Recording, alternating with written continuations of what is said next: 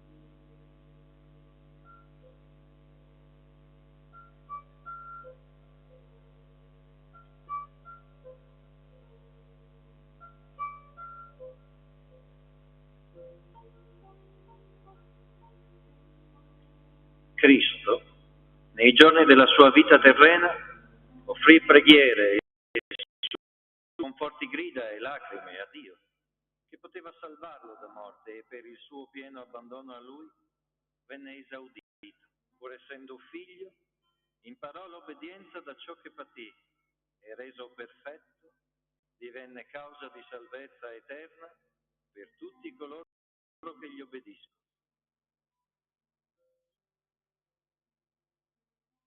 Per il suo pieno abbandono a Lui venne esaudito.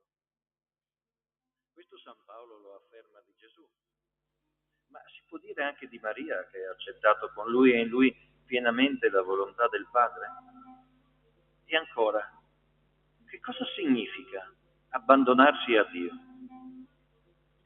Significa credere che l'amore è più grande e che il bene è più forte. Significa non lasciare affievolire o spegnere la fiammella della speranza. Significa mettere totalmente la propria vita nelle mani di Dio, partendo dalla consapevolezza che Egli è buono e non abbandona nessuno dei Suoi figli. Significa consegnare ogni parte del nostro essere buono con la certezza che Lui saprà ovviamente ogni nostra piccola o grande rinuncia, ogni prova vissuta nel Suo nome. L'abbandono a Dio non significa essere passivi, rinunciare alla propria responsabilità e libertà. Il vero abbandono si ottiene aderendo radicalmente al progetto di Dio in Cristo Gesù, ma soprattutto seguendo l'esempio che Egli ha offerto a tutti nel suo affidarsi all'amore del Padre, anche quando poteva sembrare che Egli l'avesse abbandonato. Tutto ciò richiede una notevole dose di impegno e di fatica, ma noi, alla luce della rivelazione in Cristo, sappiamo che quel gioco è leggero.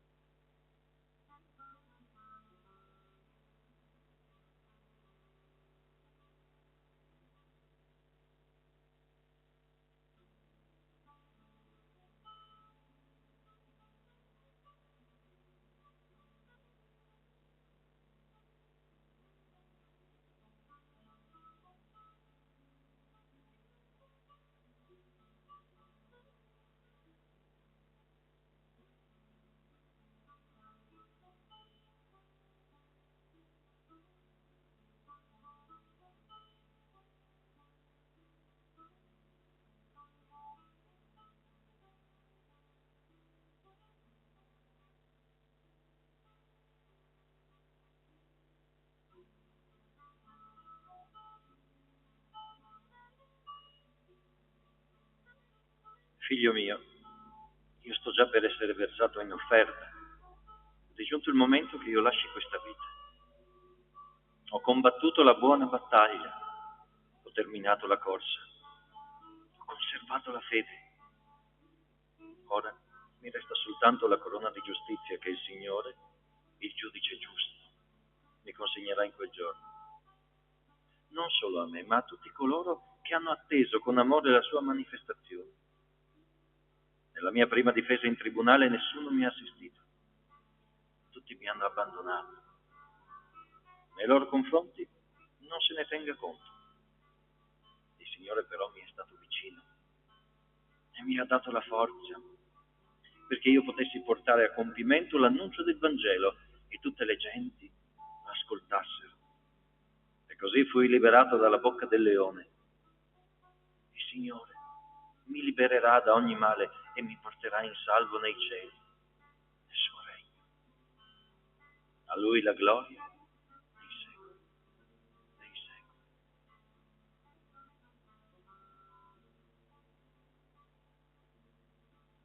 Paolo è prigioniero per causa di Cristo, abbandonato e tradito. Sente avvicinarsi la morte e vuole morire come ha vissuto.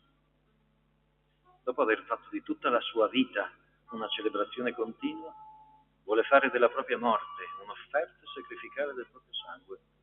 È ciò che ha fatto Gesù per instaurare la nuova ed eterna alleanza prima di morire. Con questo paragone, Paolo lascia intendere che il suo martirio glorificato a Dio ha valore per la salvezza degli uomini. Instancabile, l'Apostolo continua a predicare il Vangelo sino alla fine. E sino alla fine lo accompagnerà la certezza che il Signore continuerà a liberarlo da ogni male. È la base della sua fede. Paolo non pensa all'uscita dal carcere, parla di una liberazione più radicale. Quando passerà da questo mondo al Padre, sarà veramente e definitivamente libero. Egli rimarrà per sempre con Cristo, entrando nel suo regno eterno. Non ha dubbi sulla vittoria finale. Questa presentazione deve servire come incoraggiamento ai cristiani che, come lui, testimoniano il Vangelo in mezzo alle sofferenze e alle contraddizioni di questo mondo. Come dobbiamo pregare Dio con la nostra vita.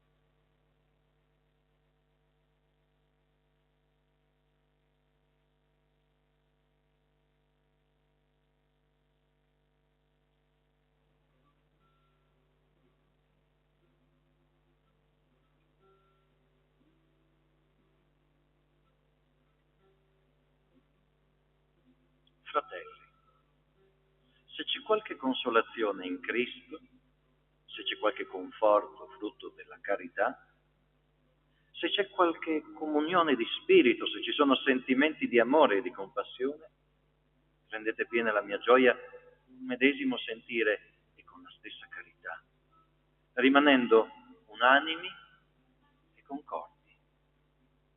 Non fate nulla per rivalità o vanagloria, ma ciascuno di voi, con tutta umiltà, consideri gli altri superiori a se stesso. Ciascuno non cerchi l'interesse proprio, ma anche quello degli altri. In modo molto semplice, San Paolo ci mostra le fonti della gioia e ciò che invece rende triste ogni uomo. La gioia proviene dalla consolazione, dal conforto, dalla carità, dalla comunione, dall'amore e dalla compassione. La mancanza di serenità e di esultanza nello spirito sopravviene quando ci sono rivalità e vanagloria, quando ognuno si sente superiore a tutti gli altri e inevitabilmente la tentazione è quella di guardare gli altri. Invece partiamo da noi stessi, non cerchiamo il nostro interesse, proviamo a cercare quello degli altri, servendo umilmente e senza chiedere nulla in cambio.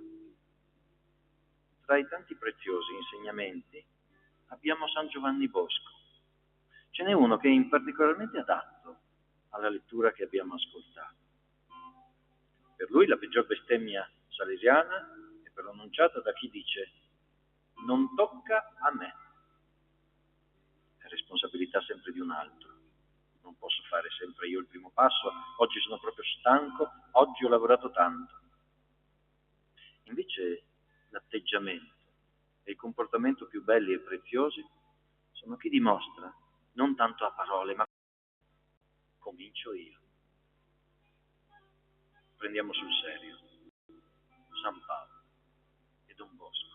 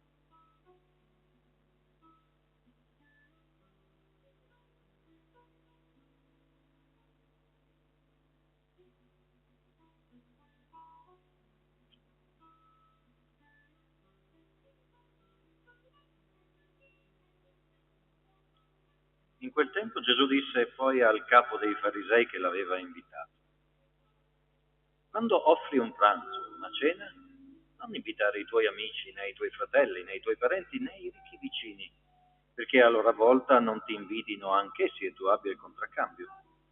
Al contrario, quando offri un banchetto, invita poveri, storpi, zoppi, ciechi, e sarai beato, perché non hanno da ricambiarti. Riceverai infatti la tua ricompensa alla risurrezione dei giusti.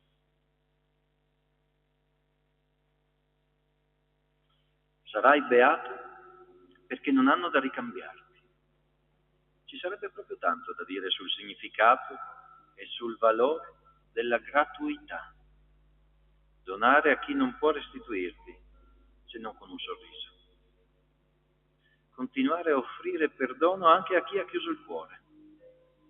Il volto di un bambino che si accende di gioia è incontenibile. Gli occhi di una persona adulta che si rende conto di aver perduto tutto, comprese le realtà più importanti, ma che comprende che le viene ridonata la fiducia e la speranza, qualcosa di bello e di nuovo. Un anziano nel dolore, per cui magari dedichi un po' del tempo della tua giornata gratuitamente, ottenendo in cambio gesti di sapienza che valgono una vita intera.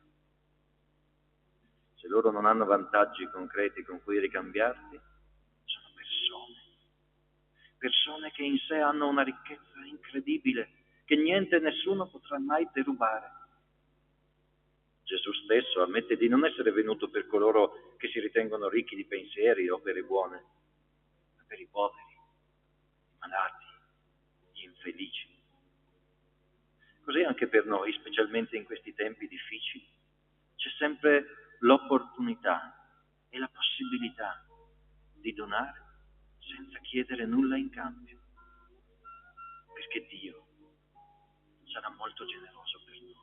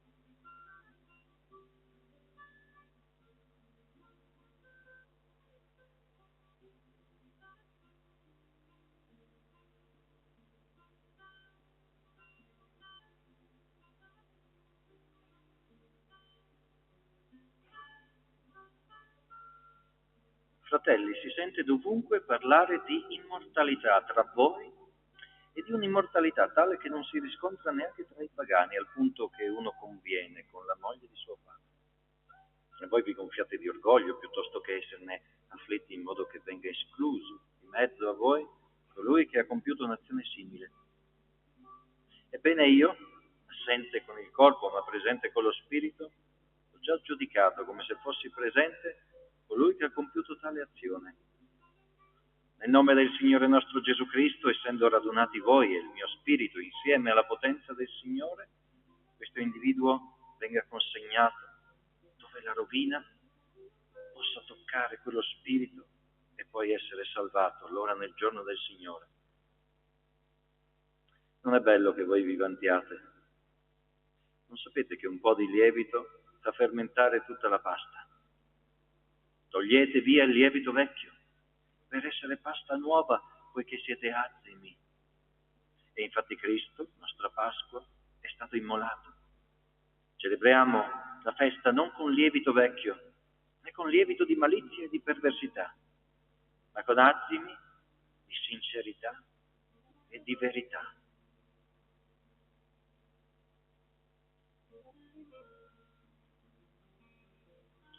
Il criterio che sta sulla bocca di Paolo è Cristo risorto. Se il nostro Signore è veramente risorto, non possiamo più pensare, agire e comportarci come prima o addirittura peggio di prima. Non possiamo lasciarci guidare solo da un istinto. Qual è il senso dell'espressione usata da San Paolo? Siete azimi. L'azimo è una realtà totalmente nuova. Un pane, appunto, come quello della Pasqua degli ebrei, che non porta in sé nulla del lievito vecchio. Il lievito diventa quindi simbolo del peccato, che doveva essere sradicato dalla comunità e dalla singola persona. Attraverso il sacramento della riconciliazione possiamo tornare azimi, perché esso toglie via, rimuove il lievito vecchio dei nostri peccati, che corrompono la nostra nuova vita in Cristo. E poi, con l'Eucaristia, Gesù viene a donarci la sua presenza reale per essere pasta nuova, per essere corpo di Cristo che con il suo buon profumo fa crescere la nostra vita e tutto ciò che ci sta intorno. Guardiamoci dunque dal lievito cattivo, dal peccato, perché abbiamo bisogno di tornare azimi, senza peccato, per essere pasta nuova ogni giorno.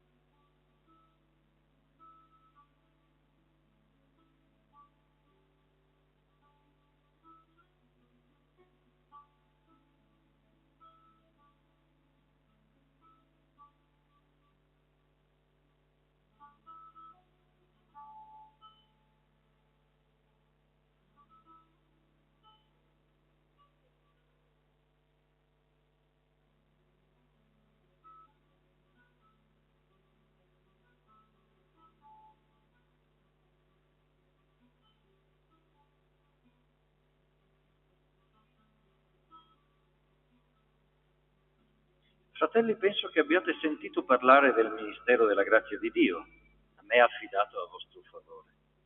Per rivelazione mi è stato fatto conoscere il mistero, di cui vi ho già scritto brevemente. Leggendo ciò che ho scritto, potete rendervi conto della comprensione che io ho del mistero di Cristo. Esso non è stato manifestato agli uomini dalle precedenti generazioni come ora è stato rivelato ai suoi santi apostoli e profeti per mezzo dello Spirito. Che le genti sono chiamate in Cristo Gesù a condividere la stessa eredità, a formare lo stesso corpo e ad essere partecipi della stessa promessa per mezzo del Vangelo, del quale io sono divenuto un ministro, secondo il dono della grazia di Dio che mi è stata concessa, secondo l'efficacia della sua potenza. A me, che sono l'ultimo fra tutti i santi, è stata concessa questa grazia: annunciare alle genti le impenetrabili ricchezze di Cristo e illuminare tutti sull'attuazione del mistero nascosto da secoli in Dio, creatore dell'universo, affinché, per mezzo della Chiesa, sia ora manifesta ai principati e alle potenze dei cieli la multiforme sapienza di Dio, secondo il progetto eterno che Egli ha attuato in Cristo Gesù nostro Signore, nel quale abbiamo la libertà di accedere a Dio in piena fiducia mediante la fede in Lui. San Paolo, mediante una chiamata speciale, ha ricevuto la grazia del mistero, come dono del mistero di Cristo. La conoscenza che egli ha di Dio e del suo amore passa attraverso la rivelazione di Cristo, che gli è apparso sulla via di Damasco. Gesù Cristo stesso ha fatto conoscere a Paolo quello che egli ha chiamato mistero. Cosa intende quando parla di mistero? Si tratta di una verità che fino a un certo punto rimane nascosta e poi, al momento opportuno scelto da Dio, viene rivelata. Si tratta, cioè, del progetto salvifico di Dio per tutti gli uomini, che si è manifestato, si è rivelato con la morte e resurrezione del suo Figlio Gesù Cristo. E grazie allo Spirito Santo continua a diffondersi tramite l'annuncio degli Apostoli e dei Profeti. Perciò rallegriamoci che la meravigliosa notizia della salvezza per mezzo di Cristo è stata rivelata a noi. Per secoli gli angeli e gli uomini di Dio hanno desiderato conoscere quella che ora noi conosciamo tramite le Scritture. Siamo privilegiati perché la verità che è stata rivelata ci salva eternamente.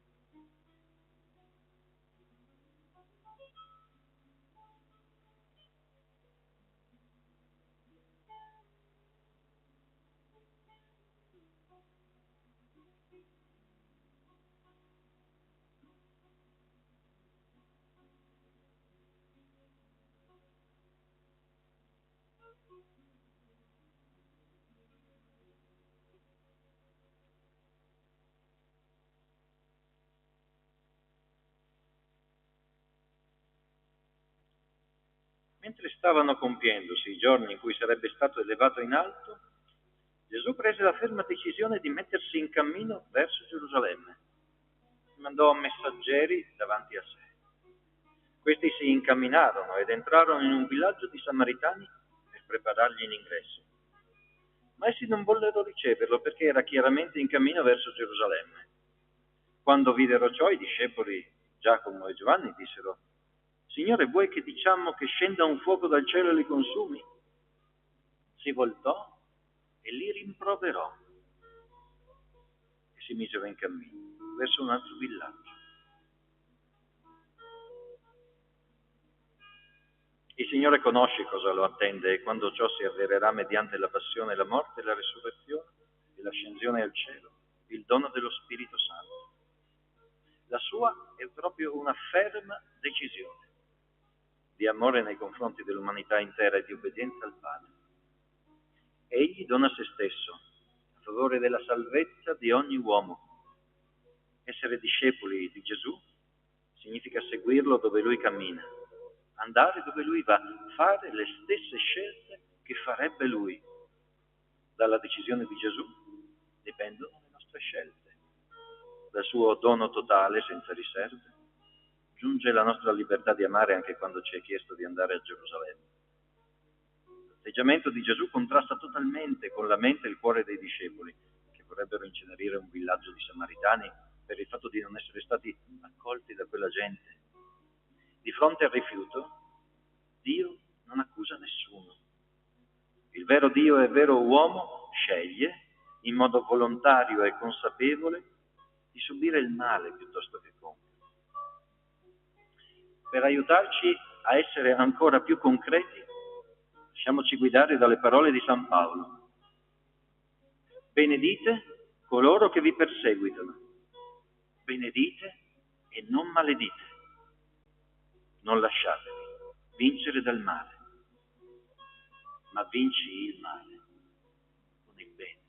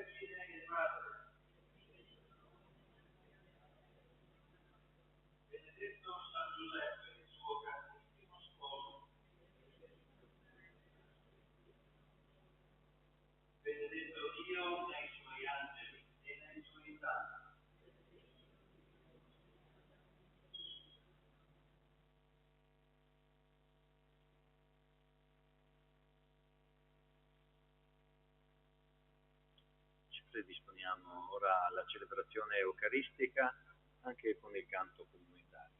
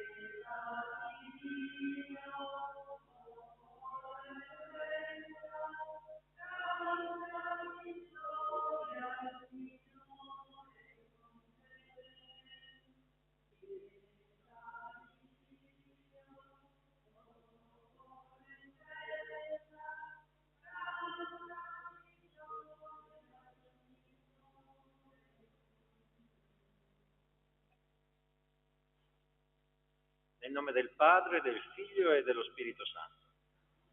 La grazia del Signore nostro Gesù Cristo, l'amore di Dio Padre, la comunione dello Spirito Santo siano con tutti voi. Aprire il cuore alla misericordia di Dio, all'ascolto della sua parola, in una dimensione dell'Avvento che è un percorso spirituale che ci prepara il Natale. Ogni settimana, ogni singolo giorno è una nota aggiunta alla sinfonia grande della luce della venuta del Signore. E qualche volta, quando ascoltiamo e suoniamo magari una melodia splendida, ogni tanto si sbaglia qualche nota, magari per distrazione, magari ci siamo confusi, magari non conosciamo benissimo quella sinfonia. L'occasione oggi è di ritornare ad ascoltarla per poi suonarla nella nostra vita, suonare la vita. Per questo allora, per celebrare degnamente i santi misteri, riconosciamo i nostri peccati intesi come disorientamenti all'amore del Signore e apriamo il nostro cuore alla sua misericordia.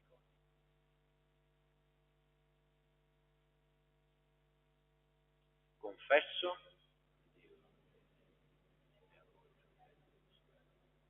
che ho molto peccato pensieri, parole, opere, per mia colpa, insulti, gli angeli, voi fratelli e sorelle, di pregare per me. Dio Onnipotente abbia misericordia di noi, perdoni i nostri peccati e ci conduca alla vita eterna. Kyrie eleison.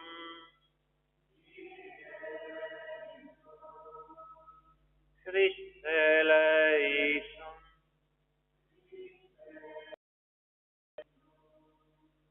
Kyrie eleison.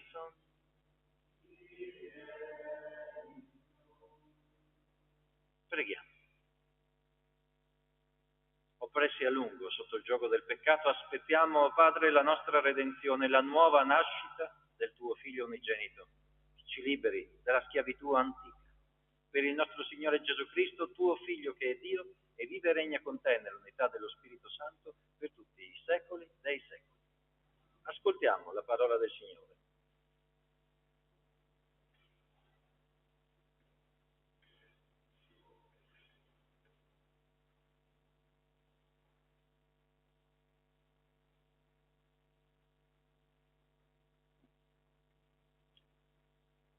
Dal libro del profeta Isaia. Così dice il Signore: osservate il diritto e praticate la giustizia, perché prossima a venire è la mia salvezza. La mia giustizia sta per rivelarsi. Beato l'uomo che così agisce, il figlio dell'uomo che a questo si attiene, che osserva il sabato senza profanarlo, che preserva la sua mano da ogni male. Non dica allo straniero che ha aderito al Signore: certo, mi escluderà il Signore dal suo popolo. Non dica all'eunuco: ecco, io sono un albero secco. Gli stranieri che hanno aderito al Signore per servirlo e per amare il nome del Signore e per essere suoi servi, quanti si guardano dal profanare il sabato e restano fermi nella mia alleanza. Li condurrò sul mio monte santo e li colmerò di gioia nella mia casa di preghiera. I loro olocausti e i loro sacrifici saliranno graditi sul mio altare, perché il mio tempio si chiamerà casa di preghiera per tutti i popoli. Oracolo del Signore Dio, che raduna i dispersi di Israele. Io ancora radunerò i suoi prigionieri, oltre quelli già radunati. È parola di Dio. Al Salmo rispondiamo: gioia e benedizione vengono dal Signore.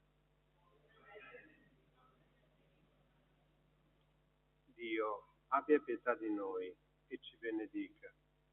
Su di noi faccia splendere il suo volto, perché si conosca sulla terra la tua via, fra tutte le genti la tua salvezza. Gioia e benedizione vengono dal Signore. Esultino le genti e si rallegrino, perché giudichi i popoli con giustizia, governi le nazioni sulla terra. Gioia e benedizione vengono dal Signore. La terra ha dato il suo frutto. Ci benedica Dio, il nostro Dio. Ci benedica Dio e lo temano tutti i confini della terra. Gioia e benedizione vengono dal Signore. Alleluia, alleluia, alleluia. Vieni, Signore, a visitarci nella pace, perché possiamo rallegrarci alla tua luce. Alleluia.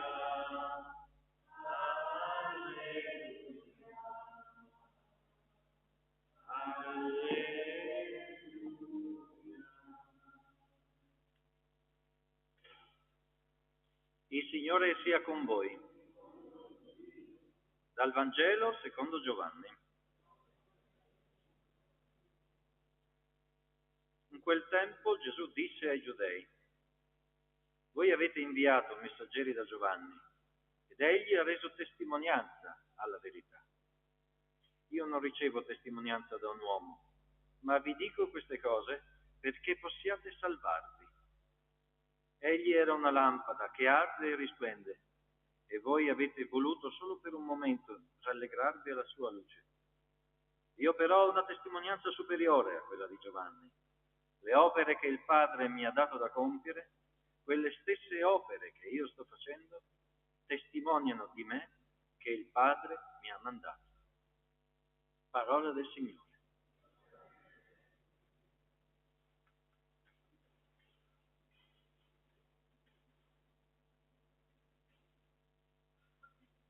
Grande esperienza spirituale quella del tempo di Avvento. Un'esperienza spirituale che ci chiama a riflettere con profondità. Ogni giorno, come dicevamo all'inizio della nostra celebrazione, è una piccola scala che scende nella maggiore profondità del nostro animo, del nostro spirito. E abbiamo la possibilità di ascoltare una parola che diventa concreta attraverso la nostra vita, attraverso la nostra partecipazione. La vocazione, la chiamata è per ognuno di noi, non è qualcosa di esclusivo, è qualcosa che ci dà la possibilità di riflettere e di scoprire una verità molto più profonda di quella che, come dice Gesù, annunciava Giovanni il Battista. Giovanni, testimonianza di misericordia, e nelle letture anche delle settimane precedenti abbiamo conosciuto un Giovanni Battista che nutre dei dubbi.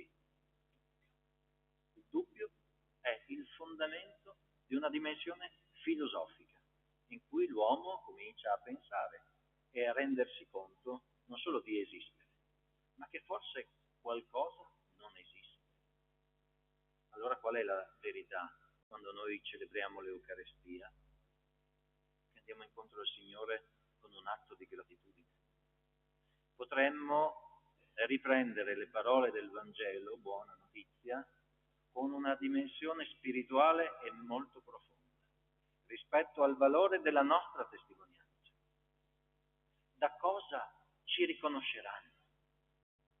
Pensate mai? Riconoscono un sacerdote, in quanto quest'abito che io indosso lo porto ogni giorno della settimana, anche uscendo nella quotidianità, o da qualcosa d'altro, al di là della mia fisionomica, dal modo in cui stiamo nella vita, dal modo in cui anche abbiamo dei dubbi, dal modo anche in cui inciampiamo e ci risolleviamo, innanzitutto magari chiedendo aiuto e dall'altra parte accogliendo l'aiuto che Dio manda attraverso i suoi messaggeri. Testimonianza. Ci pensate mai? Questo tempo di Avvento che si avvicina ormai al Natale prossimo, è un tempo di novena, di preghiera molto forte per accogliere la luce, è un tempo anche in cui noi possiamo meditare maggiormente la parola di Dio, maggiormente vivere i sacramenti, la riconciliazione, maggiormente ascoltare quella parola che è sapienza di Dio, che non è solo parola. E pensate un po', attraverso la nostra vita, il nostro modo di essere nella vita, quella parola diventa ancora oggi carne. Tradotto, concretezza, tangibile, si può toccare. Un uomo e una donna di fede che è nella quotidianità e vive quell'esperienza e che osserva, come dice il profeta Isaia, riprendendo quei versetti che abbiamo ascoltato, che pratica la giustizia, che quella giustizia sta per rivelarsi perché siamo vicini a quel tempo di Natale. Quale testimonianza, pensate, che compie? Abbatte ogni sorta di dubbio. Quando voi, con gli occhi dello Spirito Santo, osservate il perché delle cose e magari il perché oggi siete qui in preghiera, fate memoria di un amore che avete ricevuto, di una testimonianza concreta dell'amore di Dio, attraverso le vite che avete incontrato. Oggi, rinnovata consapevolezza di una verità. Noi siamo quella testimonianza quando scegliamo di diventare noi stessi Eucaristia, rendimento di grazie, lieti nel Signore, quando nella vostra quotidianità siete lampade accese per i vostri fratelli. Come? Oh, potremmo divertirci a creare l'arte della lista. Facciamo delle liste per ogni cosa. E se oggi, preparandoci a questa novena, a questo tempo di Natale, cominciassimo a scrivere una lista della dimensione della testimonianza che noi vogliamo lasciare come figli di Dio, quale sarebbe la vostra lista? Che cosa mettereste in cima? E se doveste fare una hit di 10 buoni consigli, sottointendo i comandamenti naturalmente, un po' parafrasati sulla mistica ebraica, 10 buoni consigli per voi e per chi verrà. La più grande eredità è uscire di qui ed essere convertiti alla luce di questa rivelazione e di questa verità. Sapienza, intelletto, consiglio, fortezza, pietà, scienza, timore del Signore, temperanza, prudenza, carità, speranza, giustizia. Possiamo continuare per secoli interi, come i secoli hanno attraversato le parole dell'Antico Testamento fino a permetterci di arrivare a quella grande pietra preziosa che è il Vangelo. Che buona notizia. Fratelli, sorelle, amici, siate buona notizia nel Signore, nella vostra vita, per i vostri fratelli. E accadranno miracoli. Non sono atti taumaturgici o opere casuali. Forse sono provvidenziali coincidenze che parlano di Dio in ogni momento che ci viene offerto, quando siamo consapevoli che l'amore del Signore ha toccato la nostra vita attraverso la nostra preghiera. Con questo spirito noi preghiamo come famiglia per le anime dei nostri cari, per le persone che ci hanno amato e per tutte quelle che sono là fuori e che attendono la venuta del Signore. Sappiate che quella venuta è dentro di voi e l'opera eucaristica la rivelerà al mondo intero.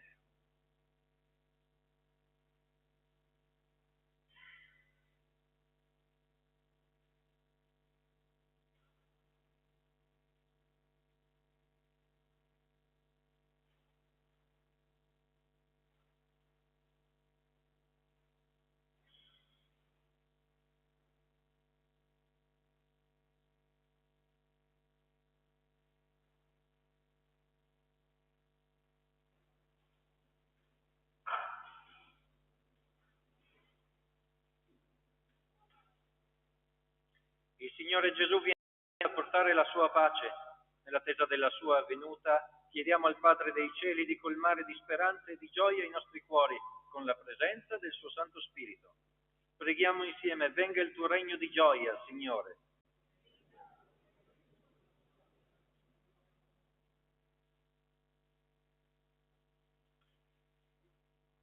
Per il Papa, i vescovi, presbiteri, diaconi, sostenuti dalla preghiera dell'intero popolo di Dio, siano solleciti nell'indicare la via della pace e della gloria.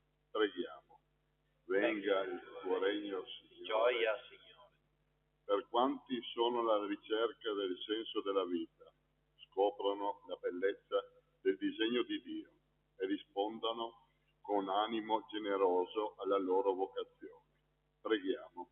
Venga il tuo regno di gioia, Signore. Per coloro che soffrono nella miseria e nella solitudine, che siano abbandonati a se stessi, ma avvertano nella testimonianza d'amore dei fratelli la vicinanza del Signore che viene. Preghiamo. Venga il tuo regno di gioia, Signore.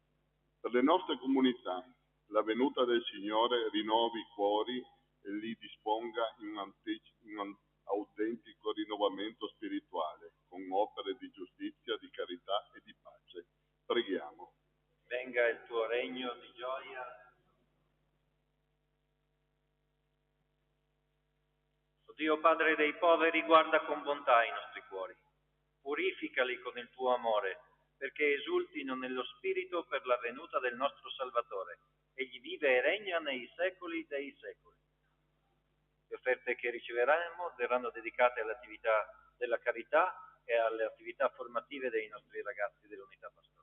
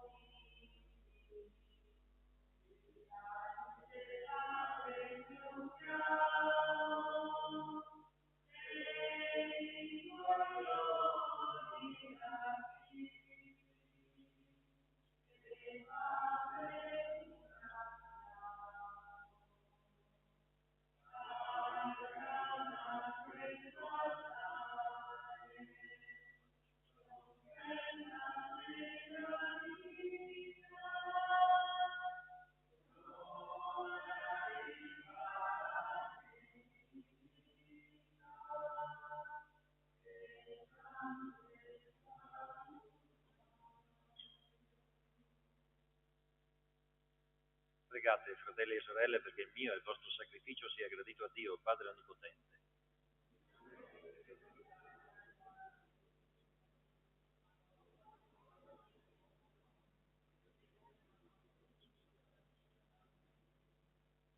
Guarda con bontà, o Signore, i doni che deponiamo sul tuo altare, perché ciò che la nostra povertà ti presenta sia consacrato dalla tua potenza. Per Cristo nostro Signore. Il Signore sia con voi. In alto i nostri cuori. Rendiamo grazie al Signore nostro Dio. È veramente cosa buona e giusta, nostro dovere e fonte di salvezza, rendere grazie sempre e in ogni luogo a te, Padre Santo, Dio onnipotente ed eterno, per Cristo Signore nostro. Egli fu annunciato da tutti i profeti. La Vergine Madre l'attese e lo portò in grembo con ineffabile amore. Giovanni proclamò la sua venuta e lo indicò presente nel mondo. Lo stesso Signore che ci invita a preparare con gioia il suo Natale ci trovi vigilanti nella preghiera ed esultanti nella lode. Per questo dono della tua benevolenza, unito agli angeli, agli arcangeli, ai troni, alle dominazioni e alla moltitudine dei cori celesti, cantiamo con voce incessante l'inno della tua gloria. Santo, Santo, il Signore i cieli e la terra sono pieni della tua gloria. Osanna, Osanna, Osanna nell'alto dei cieli. Osanna, Osanna, Osanna nell'alto dei cieli. Benedetto colui che viene nel nome del Signore. Osanna, Osanna, Osanna nell'alto dei cieli. Osanna, Osanna, Osanna nell'alto dei cieli. veramente santo, sei tu, o Padre, fonte di ogni santità. Ti preghiamo, santifica questi doni con la rugiada del tuo Spirito, perché diventino per noi il corpo e il sangue del Signore nostro Gesù Cristo. Egli, consegnandosi volontariamente alla passione, prese il pane, rese grazie, lo spezzò, lo diede ai suoi discepoli e disse: prendete e mangiatene tutti, questo è il mio corpo offerto in sacrificio per voi.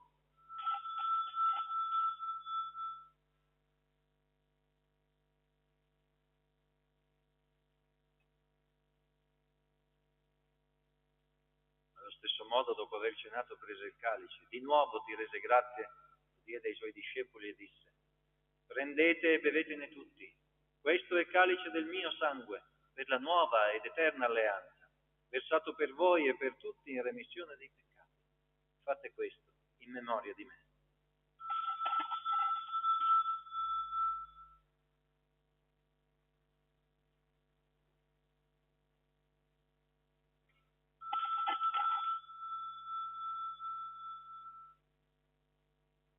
Mistero della fede.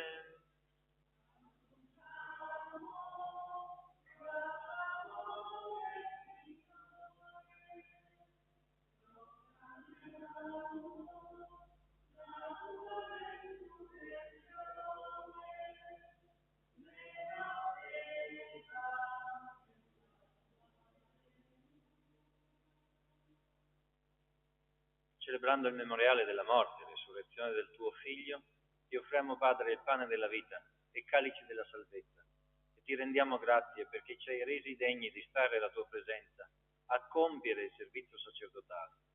Ti preghiamo umilmente per la comunione al corpo e al sangue di Cristo, lo Spirito Santo ci riunisca in un solo corpo. Ricordati, Padre, della tua Chiesa, diffusa su tutta la terra, rendila perfetta nell'amore, in unione con il nostro Papa, Leone, il nostro Vescovo, Carlo, i presbiteri e i diaconi. Ricordati anche dei nostri fratelli e sorelle che si sono addormentati nella speranza della risurrezione.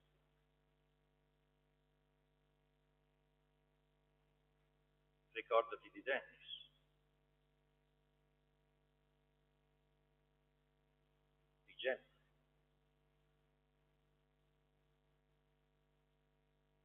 di Bruno,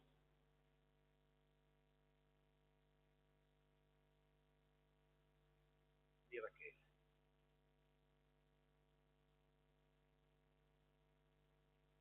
E nella tua misericordia di tutti i defunti, ammettili alla luce del tuo volto.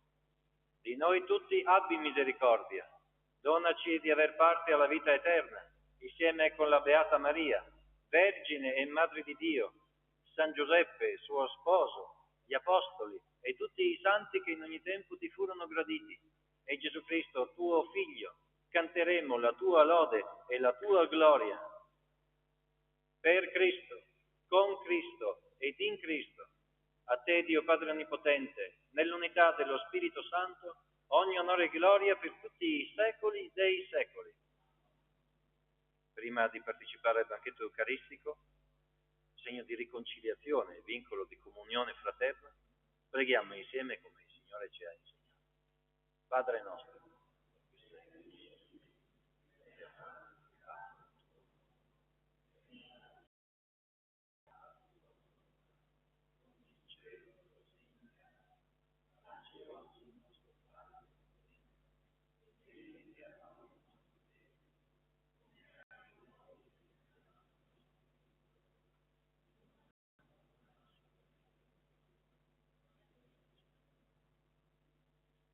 liberaci, o Signore, da tutti i mali, concedi la pace ai nostri giorni, e con l'aiuto della tua misericordia vivremo sempre liberi dal peccato e sicuri da ogni turbamento, nell'attesa che si compia la beata speranza e venga il nostro Salvatore Gesù Cristo.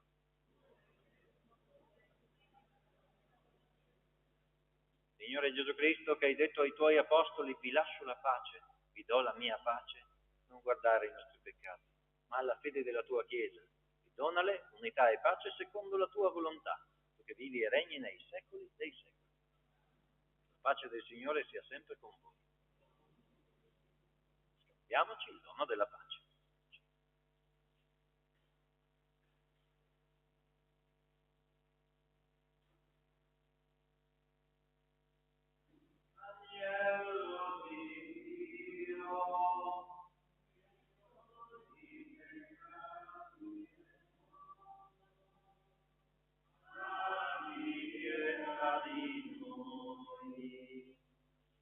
Agnello di Dio, che togli i peccati del mondo, abbi pietà di noi.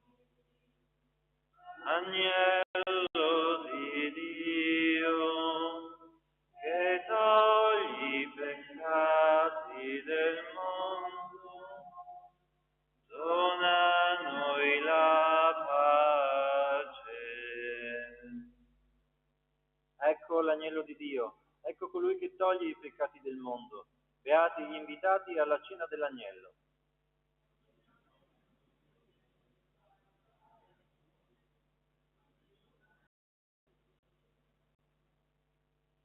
Corpo e sangue di Cristo che custodiscono.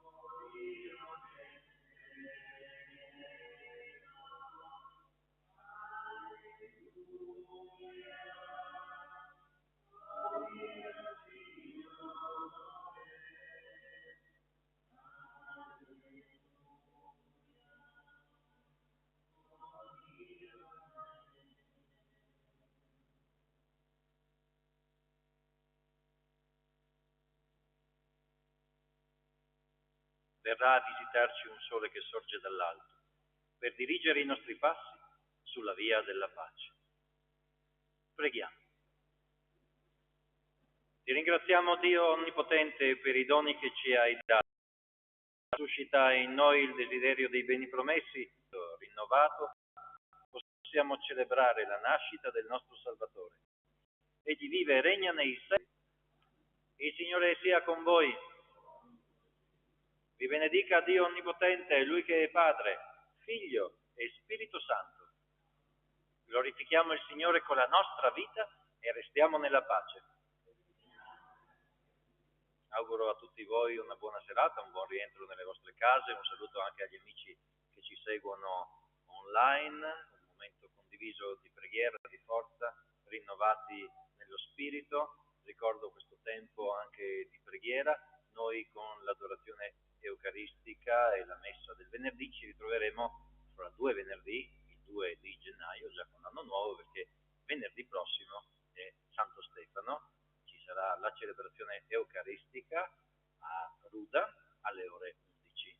La messa della vigilia di Natale sarà alle ore 11 della sera a Ruda, mentre la messa di Natale sarà alle ore 11 del mattino a Perteone.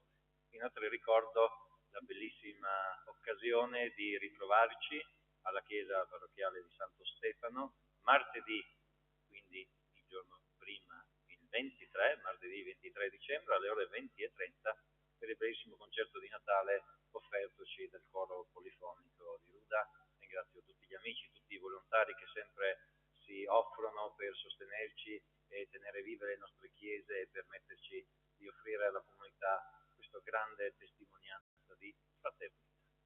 Buona serata a tutti voi.